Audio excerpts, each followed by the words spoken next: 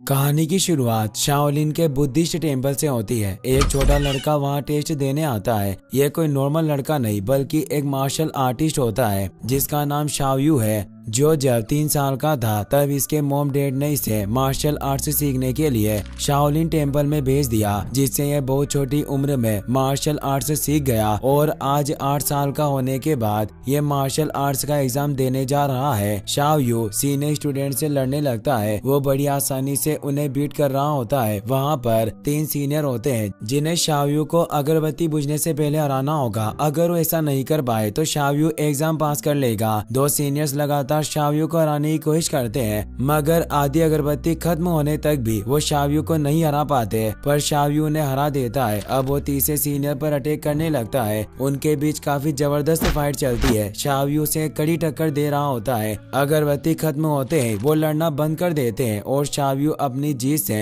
खुश होकर टेम्पल से बाहर आ जाता है। शाओयू के तीनों सीनियर इससे इम्प्रेस होने से हाथ जोड़कर रेस्पेक्ट देते हैं। अब हम शाओयू को उसके मास्टर के साथ देखते हैं जो बताते हैं कि तीनों ब्रॉन्ज लेवल के सीनियर्स ने तुम्हें 88.78 पॉइंट्स दिए हैं, जो मुझसे सिर्फ 2 पॉइंट्स कम है। जब से तुम्हारे पेरेंट्स तुम्हें यहाँ छोड़कर गए थे तुमने इन पहाड़ों को नहीं, पर तुम्हारे लिए कोरिया के स्कूल से एक्सचेंज स्टूडेंट की रिक्वेस्ट आई है। मुझे तुम्हारी काफी चिंता है, पर मैंने तुम्हारे रहने का पूरा इंतजाम कर दिया। तुम डॉक्टर झांग जियांग के घर पर रहोगे, जो एक बहुत फेमस साइंटिस्ट हैं। इस दौरान ही शहर जाने के लिए बस आ जाती है। मास्टर को पता नहीं चलता। शाओयू उन्हें बताने की कोशिश करता है पर बस निकल जाती है, जिससे उसे भागकर बस को पकड़ना पड़ा। इसके बाद हम कोरिया के स्कूल में क्यू नान को देखते हैं, जो ताइक्वांडो की प्रैक्टिस कर रहा होता है और उसी 15 साल की उम्र में ताइक्वांडो क्लब का चीफ बन गया था। उसकी एक 10 साल की सिस्टर शान होती है जो भी उसकी फाइट देख रही थी। इसके बाद हम लेन को देखते हैं जो ताइक्वांडो क्लब की मैनेजर होती है। लेन का छोटा भाई बेई होता है। क्यू नान दूसरे स्कूल के पार्टिसिपेंट्स के साथ फाइट कर रहा होता है। वो एक माहिर फाइटर होने के साथ बहुत ज्यादा अट्रैक्टिव भी था, इसीलिए लेन उसे पसंद करती है। रात को लेन क्यू नान की फाइट के पॉजिटिव और नेगेटिव पॉइंट्स को नोट कर रही होती है और उसका भाई बेई बहुत ज्यादा स्नैक्स खा रहा होता है। वो अपने भाई को इतना ज्यादा खाने से मना करती है। ये दोनों डॉक्टर झांग जियांग के बच्चे होते हैं और उन दोनों को पता था कि उनके घर पर चाइना से एक एक्सचेंज स्टूडेंट आने वाला है जो उनके साथ ही रहेगा और स्कूल जाएगा।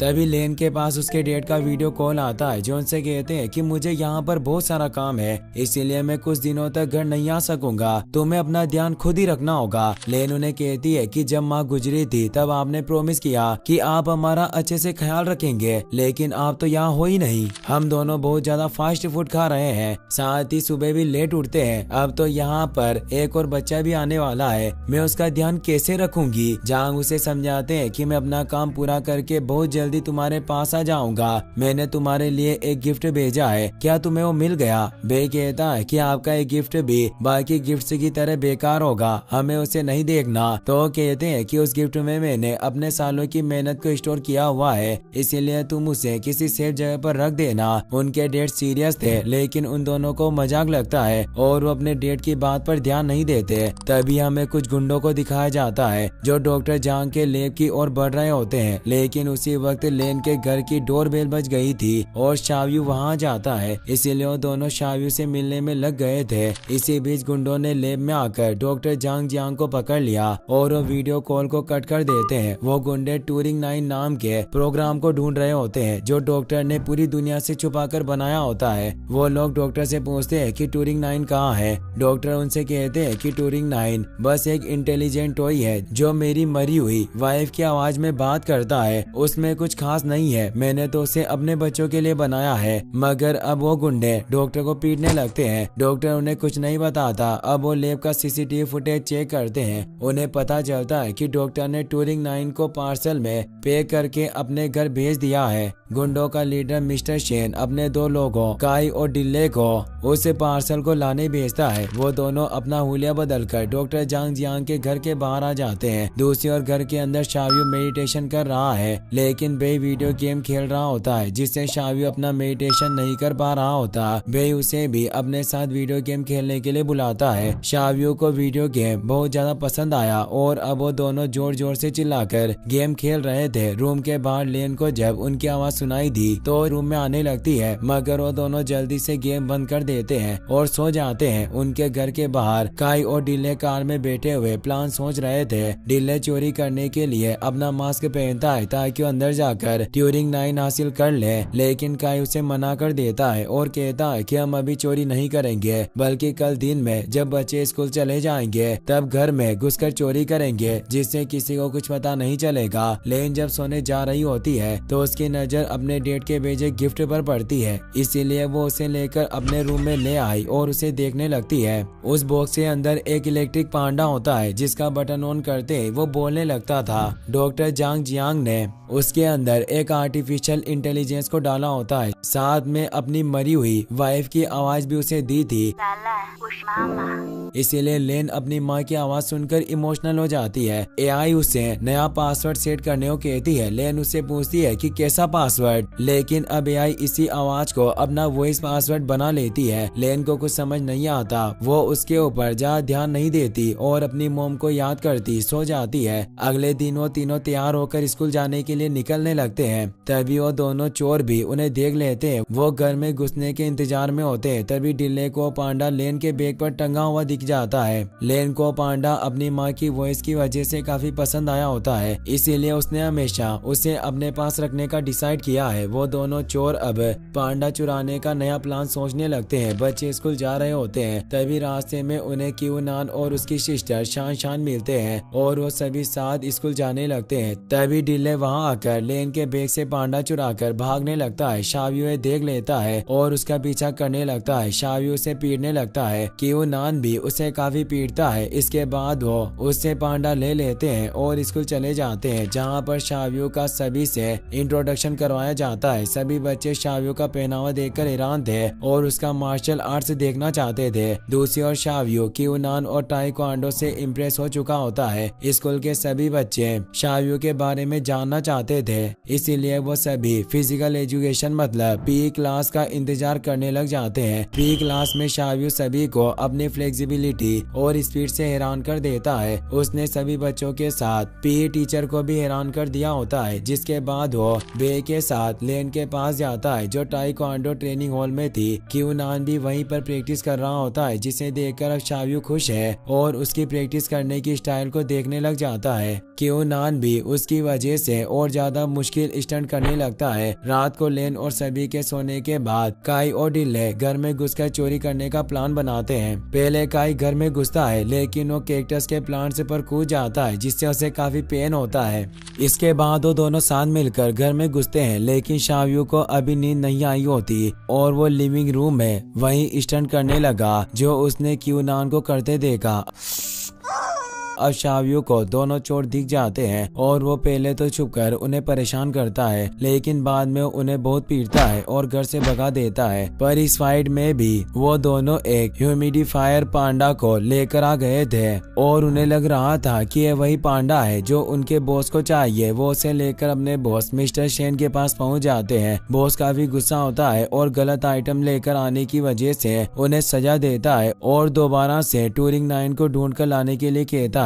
मिस्टर शेन ने एक बायर को ट्यूरिंग 9 को बेचने की डील कर ली थी और वो 3 दिनों में उसे लेने के लिए आने वाला है, जिससे उसे जल्दी ट्यूरिंग 9 को हासिल करना होगा। अगले दिन सभी ताइक्वांडो हॉल में होते हैं और क्यूनान को प्रैक्टिस करते हुए देख रहे थे, लेकिन तभी शान शान शाव्यू और अपने भाई को लड़ने के लिए कहती है। काई और डिल्ले भी लड़कियों की ड्रेस में वहां पर पहुंच चुके थे और सबसे पीछे बैठे हुए थे, ताकि जैसे उन्हें मौका मिले वो लेन के बैग से पांडा को चुरा ले। क्यूनान और शाव्यू की फाइट स्टार्ट होती है। सभी बच्चे उनकी फाइट देखने के लिए रिंग के पास आ गए थे और इसी का फायदा उठाकर काई और डिल्ले ट्यूरिंग 9 को चुराने के लिए बैग से पांडा को अलग करने लगते हैं, मगर बे उन्हें ऐसा करते देख लेता है और चिल्ला देता है, जिससे सभी को पता चल जाता है कि वो दोनों चोर है। सभी मिलकर उन्हें पीटने लगते हैं और उनकी खूब धुलाई करते हैं। इस बार मारामारी में काफी हंगामा हो गया था। पीई टीचर वहाँ पर आ गए थे, जिससे सभी रुक जाते हैं। मौका देखकर दोनों चोर वहाँ से निकल जाते हैं। साथ ही और टूरिंग 9 को भी चुराने में कामयाब हो गए थे। वहाँ पर पुलिस आ जाती है। लेन पुलिस को बताती है कि चोर उसका पांडा ले गए। पुलिस उन लोगों को पकड़ने के लिए उनके हुलिये और पांडा के बारे में इंफॉर्मेशन लेते हैं और लेन से कहते हैं कि हम उस पांडा को बहुत जल्दी ढूंढ लेंगे। अब सभी स्टूडेंट मिलकर ताइक्वांडो ट्रेनिंग हॉल की सफाई करते हैं और फिर घर आकर खुद भी उन चोरों को ढूंढने का प्लान बनाने लग जाते हैं। दूसरी ओर मिस्टर शेन, जिसने डॉक्टर जांग को किडनैप किया हुआ है, अब उसके पास टूरिंग 9 आ गया था, लेकिन वो लॉक होता है और शेन को उसका पासवर्ड पता करना था, लेकिन वो पासवर्ड तो डॉक्टर जांग को भी नहीं पता होता क्योंकि लेन ने उसका पासवर्ड सेट किया था। शेन डॉक्टर जांग जियांग से बहुत बार पासवर्ड पूछता है, लेकिन वो हर बार यही कहता है कि मुझे पासवर्ड नहीं पता, जिसके बाद वो सभी उसका पासवर्ड क्रैक करने की कोशिश करते हैं, लेकिन उसमें भी वो कामयाब नहीं होते। मिस्टर शेन को उससे टूरिंग 9 के अंदर छिपे प्रोग्राम के बदले में $100 मिलियन मिलने वाले थे, मगर अब तक वो उसे अनलॉक नहीं कर सका। अब पांडा चोरी हुए 2 दिन बीत गए थे। पुलिस बताती है कि जरूर इन सब के पीछे एक बड़ी गैंग का हाथ है। हम उनका पता लगाने की कोशिश कर रहे हैं। वहीं शेन लगातार कोशिश के बावजूद भी पासवर्ड अनलॉक नहीं कर सका, जिससे उसे बहुत ज्यादा गुस्सा आ रहा था। इसीलिए वो डॉक्टर जांग जियांग को पीटता है और उससे वो इस पासवर्ड पता करने की कोशिश करता है, लेकिन डॉक्टर जांग जियांग कुछ नहीं बताते। तभी डॉक्टर के मोबाइल पर लेन का वॉइस मैसेज आता है। दरअसल आज लेन का बर्थडे होता है और वो अपने डेट से कह रही थी कि शाम 6 बजे से पार्टी शुरू होगी, इसीलिए उससे पहले घर आ जाना। शेन को आइडिया आता है। अब वो डॉक्टर की बेटी लेन को किडनैप करने का प्लान बनाता है और अपने गुंडों से लेन को किडनैप करके वहाँ लाने को कहता है। उसी शाम क्यू नान, बेई, शावयू और शान मार्केट में होते हैं और लेन के लिए गिफ्ट खरीद कर वापस घर आ रहे थे। लेन घर पर अपने फ्रेंड्स के साथ थी और पार्टी की तैयारी कर रही होती है। तभी उसे उसके डेट का मैसेज आता है कि मैं घर के बाहर आ गया हूँ। वो बहुत खुश होती है और अपने डेट को देखने के लिए बाहर आ जाती है, लेकिन घर के बाहर एक ब्लैक कार थी जिसमें कुछ लोग बैठे हुए थे और इन्होंने डॉक्टर को भी कार में ही बांध कर रखा हुआ है। लेन को उनके ऊपर शक हो जाता है और वो धीरे धीरे आगे बढ़ रही होती है, लेकिन तभी कार से उसके डेट बाहर निकल कर उसे भागने को कहते हैं। लेन भागने लगती है और घर के अंदर जाने की कोशिश करती है, मगर अब वो लोग उसे भी पकड़ लेते हैं और कार में लेकर आने लगते हैं। लेन जोर से चिल्ला रही थी, उसकी आवाज क्यू नान और शावयू सुन लेते हैं। शावयू और बाकी सभी भागकर लेन को बचाने के लिए आते हैं, लेकिन जैसे शावयू कार के पास आता है तो एक गुंडा गेट से मारकर शावयू को नीचे गिरा देता है। क्यू नान उस आदमी पर अटैक कर देता है, मगर वो आदमी भी एक बहुत अच्छा मार्शल आर्टिस्ट था। वो क्यू नान को पीटकर कार को लेकर वहाँ से निकल जाता है। उन लोगों ने लेन को पकड़ लिया था, इसीलिए क्यू नान और शावयू हार नहीं मानते और उनके कार का पीछा करने लगते हैं। क्यू नान ने शान से पुलिस को कॉल करने को कह दिया था, इसलिए वो वहीं रुक गई थी, मगर अब बेई भी भागता हुआ उनका पीछा कर रहा होता है। कुछ ही देर में वो गुंडे अपने अड्डे पर आ गए थे और अब शावयू और क्यू नान भी उनके पीछे वहाँ पर पहुँच गए थे, मगर बेई अभी उनसे पीछे था और उन्हें पता नहीं होता कि वो भी उनके पीछे आ गया है। शेन के लोग डॉक्टर और लेन को उसके पास लेकर आ जाते हैं और चेयर पर बांध देते हैं, जिसके बाद अब शेन लेन को नाइफ पॉइंट पर रखकर डॉक्टर से पासवर्ड बताने को कहता है। लेन को लगता है कि शेन उससे पासवर्ड पूछ रहा है, इसीलिए वो जोर से चिल्लाती है कि कैसा पासवर्ड। तभी अब लेन की आवाज में टूरिंग 9 अनलॉक हो जाता है और ये देखकर अब शेन बहुत खुश होता है, मगर इससे डॉक्टर खुश नहीं होते। अड्डे के बाद शेन ने काई और डिल्ले को रखा हुआ था ताकि वो वहाँ की पहरेदारी कर सके। डिल्ले टॉयलेट करने के लिए चला जाता है। क्यू नान उसे मारकर बेहोश कर देता है। शावयू भी काई को अपनी ओर बुलाता है और मारकर उसे भी बेहोश कर देता है। शेन के टूरिंग 9 की डील करने का वक्त भी हो गया था, इसीलिए अब वहाँ उसका बायर मिस्टर एंडरसन आ जाता है, जो अब डील के मुताबिक उसके अकाउंट में सारा पैसा ट्रांसफर करने लगता है। तभी उन्हें बाहर से आवाज आती है। शेन अपने भरोसेमंद आदमी को बाहर भेजता है। बेई भी चुपके से उनके अड्डे पर आ गया गया होता है। बेई ने उन्हें पैसों को ट्रांसफर करने के बारे में बात करते भी सुन लिया, इसीलिए वो सबकी नजर चुराकर एंडरसन के लैपटॉप में अकाउंट चेंज कर देता है और फिर से छिप जाता है। दूसरी ओर जब शेन का आदमी बाहर जाकर देखता है तो उसे काई बेहोश पड़ा हुआ दिखता है, जिसे देखकर वो डिले के पास जाता है और वहीं पर क्यूनान और शावयू उसके ऊपर अटैक कर देते हैं। वो दोनों एक के बाद एक अटैक करते हैं और फिर क्यूनान अकेला वहीं रुककर शावयू को लेन को बचाने के लिए अंदर भेज देता है। अंदर जो डील चल रही थी उसमें अब एंडरसन शेन को पैसे ट्रांसफर कर देता है, मगर उसके अकाउंट में नहीं आए होते, इसीलिए अब उन दोनों में बहस होने लग गई थी, क्योंकि बिना पैसों के शेन एंडरसन को प्रोग्राम नहीं देना चाहता। इसी बीच अब बेई अपने डैड और सिस्टर के हाथ खोलने लगता है। वो हाथ खोल रहा होता है, तभी आवाज की वजह से शेन उसे पकड़ लेता है। अब शावयू भी अंदर आ गया था, जिसे देखकर शेन और एंडरसन के लोग उसके ऊपर अटैक कर देते हैं, लेकिन अब शावयू एक एक करके सभी को हरा देता है।